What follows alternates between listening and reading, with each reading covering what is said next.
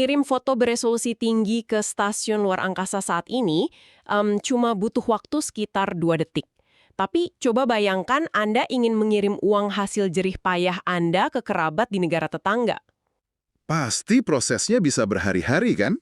Bener banget, tiba-tiba butuh 3 hari, terus tersangkut karena terpotong akhir pekan.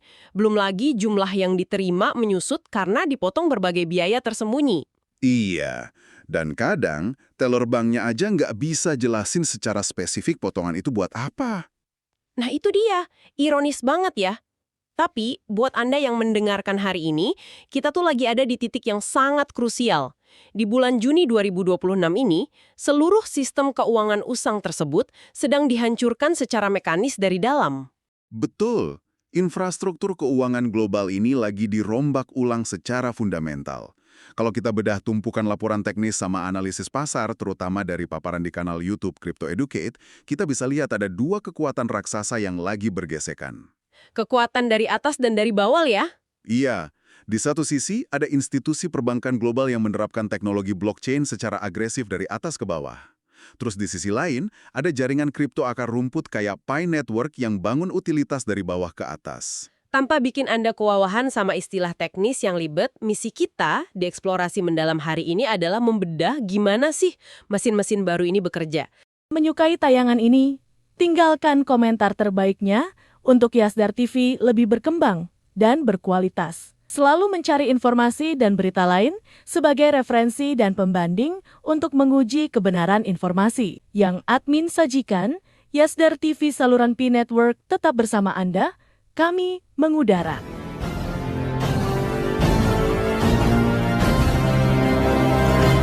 Pi Network, Pi 1 Year, GCV 314159.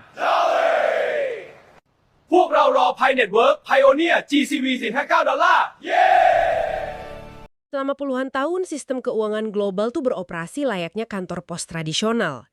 Surat harus masuk ke cabang, disortir, dikirim pakai kapal, disortir lagi di negara tujuan. Sangat lambat dan penuh perantara. Nah sekarang, seluruh sistem itu tiba-tiba diganti jadi sekelas aplikasi pesan instan. Dan yang menariknya, yang jadi arsitek dari transisi ke sistem pesan instan ini justru para pemain lama. Paling lambat bulan ini, Juni 2026, jaringan SWIFT dan lebih dari 25 bank terbesar di dunia mulai beraksi. Bank-bank raksasa kayak JP Morgan dan HSBC gitu kan? Bener banget, termasuk Citibank, Deutsche Bank, sama Bank of America. Mereka meluncurkan penyelesaian pembayaran internasional yang beroperasi 24 jam sehari, 7 hari seminggu. Wow, nggak ada lagi cerita transaksi nyangkut di hari Minggu ya? Nggak ada. Mereka ini menggunakan infrastruktur kripto dan aset digital yang diregulasi langsung di belakang layar. Kalau dengar kata SWIFT, kita pasti familiar ya. Itu kan standar yang selalu muncul kalau kita isi formulir wire transfer internasional. Tapi yang mengejutkan tuh mereka nggak sekedar upgrade server aja. Nah, itu yang banyak orang nggak tahu. Selama hampir 50 tahun, SWIFT tuh sebenarnya nggak pernah benar-benar memindahkan uang. Tunggu, jadi mereka cuma kirim pesan? Tepat. Mereka murni cuma sistem pesan telegrafik modern yang menghubungkan sekitar 11.000 bank. Dan secara operasional, sistem pesan ini tuh sangat inefisien. Maksudnya inefisien gimana tuh prakteknya? Gini, kalau Bank A di Jakarta mau kirim uang ke Bank B di London, mereka hampir nggak pernah punya jalur langsung. Pesan itu harus melompat ngelewatin serangkaian bank koresponden di tengah-tengah. Pantesan lama banget sampainya. Tiap bank pasti ngecek dulu kan? Betul. Tiap bank di rantai itu harus terima pesan, verifikasi manual, cocokin sama buku besar mereka, dan pastinya potong biaya admin.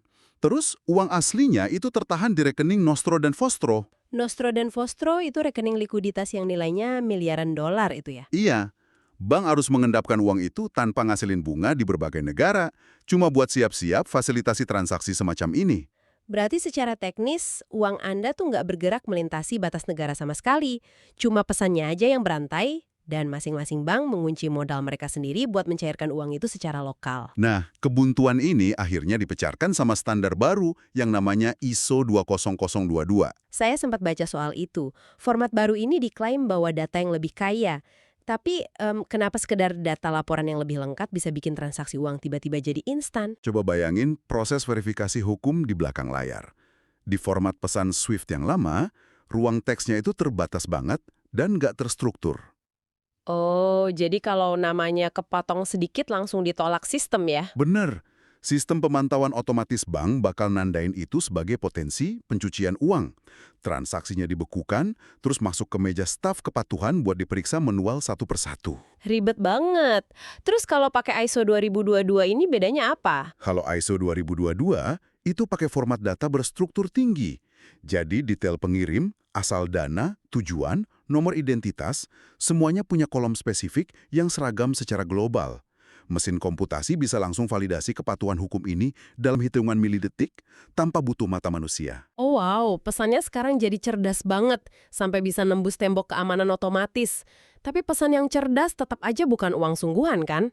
Bank masih butuh likuiditas miliaran dolar yang ngendap di rekening mati tadi. Disinilah integrasi lapisan blockchain lewat mitra strategis seperti TUN masuk dan merombak total paradigma perbankan. TUN ini bertindak sebagai jembatan langsung antara jaringan bank tradisional sama aset digital. Jadi bank nggak perlu lagi ngendapin rupiah atau yen di rekening mati di luar negeri. Nggak perlu. Mereka sekarang pakai aset kripto kayak XRP atau stablecoin sebagai alat penyelesaian universal yang instan. Caranya gimana tuh? Bank ngambil uang lokal Anda, ngubah itu jadi XRP di buku besar blockchain internal mereka, terus ngirim token itu melintasi perbatasan dalam waktu kurang dari 3 detik. 3 detik? Cepat banget. Terus bank tujuannya langsung nuker balik ya? Iya Bang, tujuan otomatis nukar token itu balik jadi mata uang lokal. Rekening Nostro dan Vostro yang membekukan miliaran dolar perlahan jadi gak relevan lagi. Tanpa likuiditas mengendap, dan tanpa bank perantara. Yang paling ngeri sih, pengguna biasa kayaknya nggak bakal sadar kalau transaksi perbankan mereka baru aja nunggangi jaringan kripto. Sama sekali nggak sadar.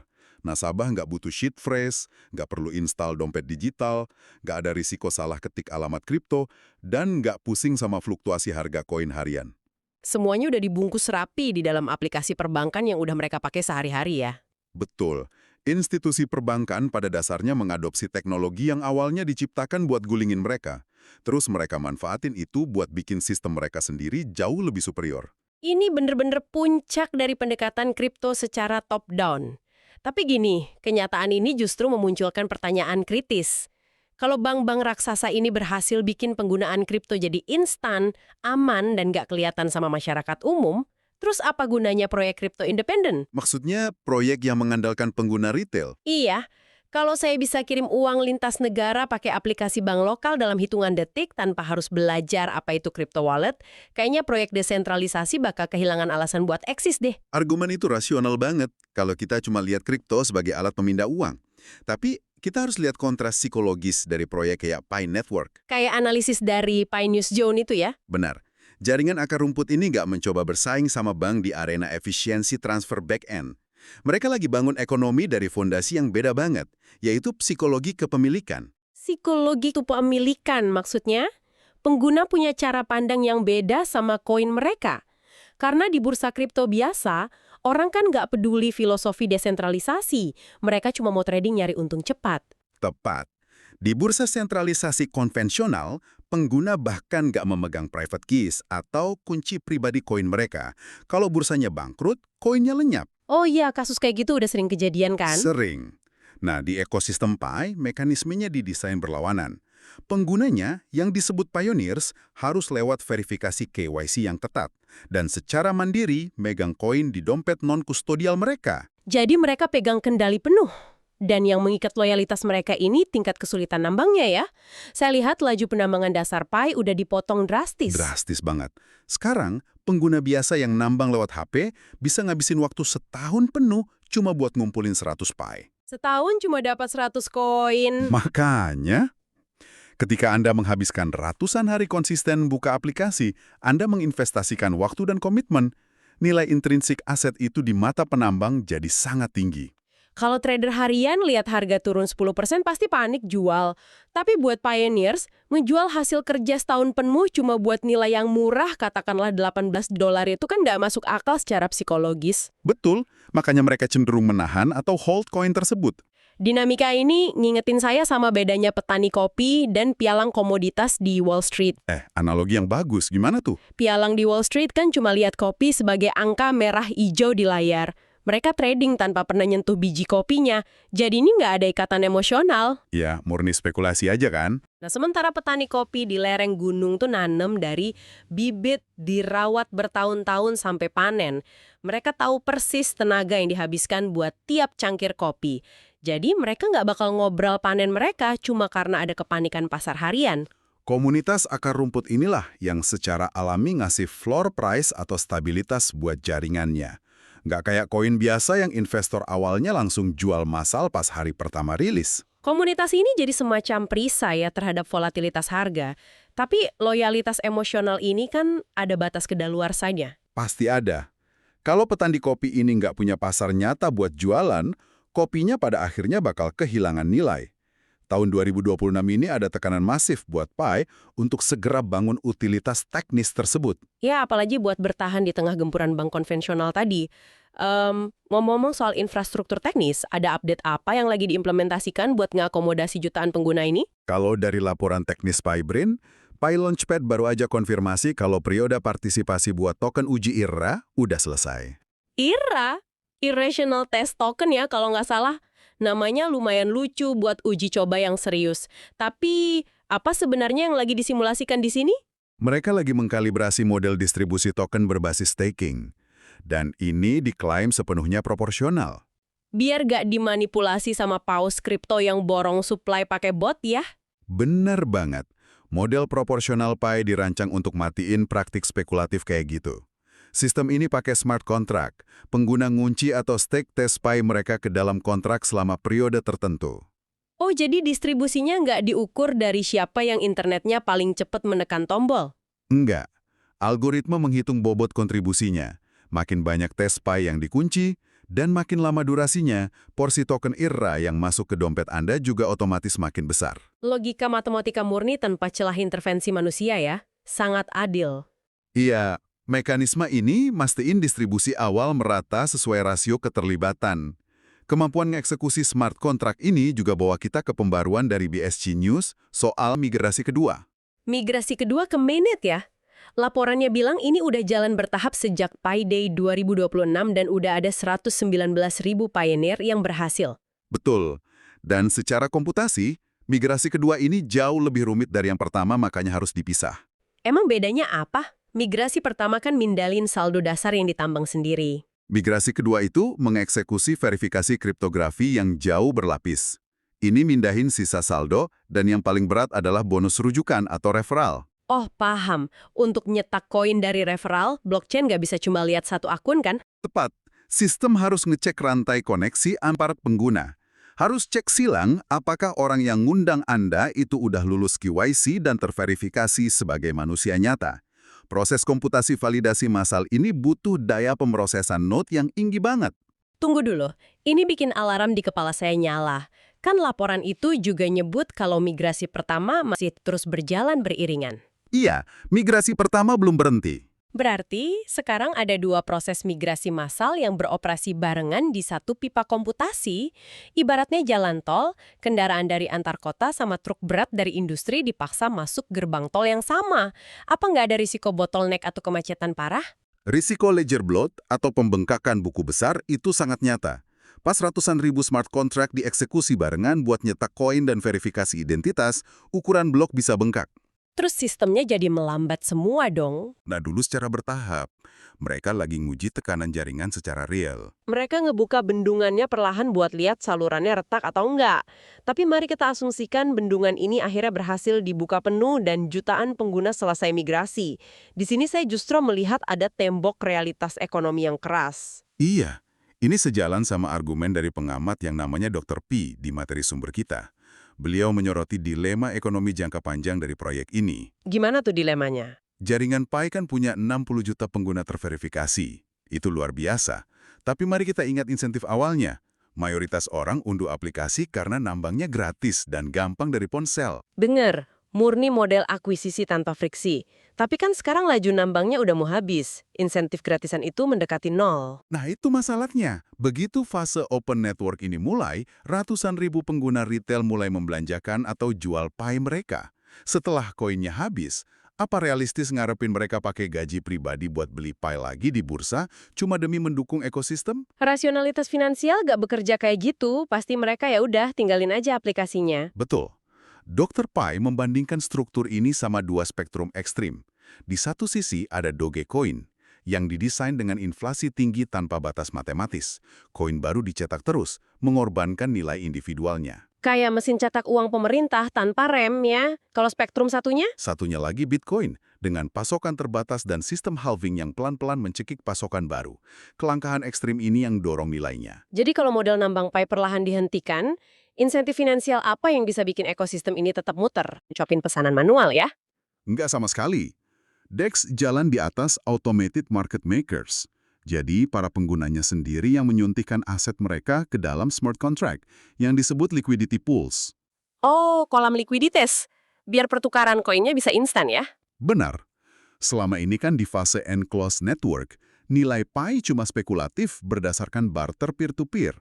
Begitu DEX ini rilis, likuiditas real dari aset eksternal kayak USDT atau Ethereum bisa masuk. Ini yang namanya momen price discovery yang asli ya, di mana harga koin benar-benar diuji sama model dunia nyata. Tepat banget. Algoritma matematika DEX bakal nemuin harga pasar sesungguhnya berdasarkan rasio token di kolam tersebut. Kalau saya boleh pakai perumpamaan taman bermain tadi, fase nambang gratis ini kayak taman raksasa yang tiket masuknya digratisin seumur hidup. 60 juta orang masuk dan senang-senang. Nah, pas fase perdagangan terbuka, tiket gratisnya dihapus. Betul. Gimana caranya taman ini nggak bangkrut? Ternyata DEX ini yang mengubah pengunjung biasa jadi investor pasif. Pengguna bisa depositkan koin ke liquidity pools buat ngerawat wahana, dan sebagai gantinya mereka dapat porsi keuntungan dari biaya transaksi. Iya, jadi ada alasan finansial yang sangat logis buat mereka untuk terus patungan. Integrasi DEX ngubah sifat token dari sekedar poin loyalitas jadi mesin ekonomi mikro. Kalau mereka gagal bangun sistem ini, koinnya cuma bakal jadi aset spekulatif jangka pendek yang ditinggalin pas udah dicairin ya. Benar, utilitasnya bakal mati kalau nggak bisa diputar produktif. Kita udah bedah sistem yang kompleks banget hari ini ya. Dari arsitektur perbankan global sampai jaringan akar rumput di ponsel jutaan orang. Kesimpulan dari data yang kita analisis ini sangat tegas. Perdebatan apakah blockchain punya masa depan itu udah resmi selesai. Kita udah masuk fase implementasi global. Di satu kutub ada bank sentral dan institusi raksasa yang main senyap. Iya, mereka benamkan kripto langsung ke inti infrastruktur buat bikin penyelesaian instan dan murah buat nasabah yang bahkan nggak sadar pakai kripto. Revolusi efisiensi yang nggak kelihatan mata telanjang ya. Sementara di kutub lainnya, jaringan akar rumput kayak Pi lagi balapan sama waktu buat matengin infrastruktur kayak DEX tadi. Mereka harus buktiin kalau komunitas mereka mampu bertransformasi jadi ekonomi desentralisasi yang tahan banting. Sebelum admin lanjutkan, bagi sahabat yang memerlukan baju kebesaran Pi Network, silakan untuk melakukan pemesanan dan sekaligus check out pada sejumlah link yang telah admin sematkan di kolom deskripsi.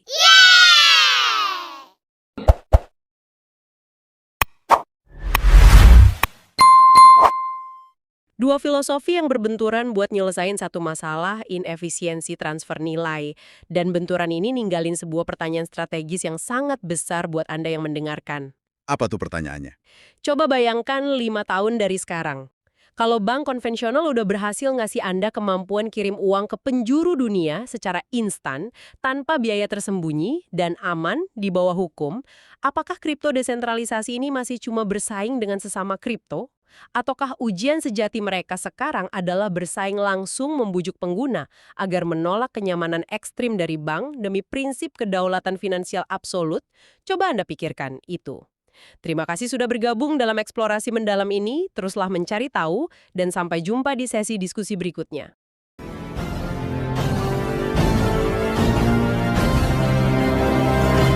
Pi Network, Pi One Ear, GCV 314159.พวกเรารอ Pi Network Pioneer GCV $459 เย้